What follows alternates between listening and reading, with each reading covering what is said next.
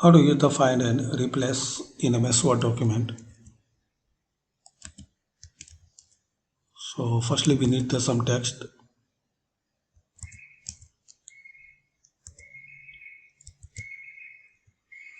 Now to find and replace, click here replace.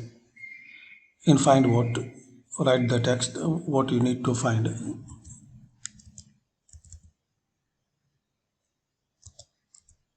So click on find. So it will find it, and to replace, write the text which you want to replace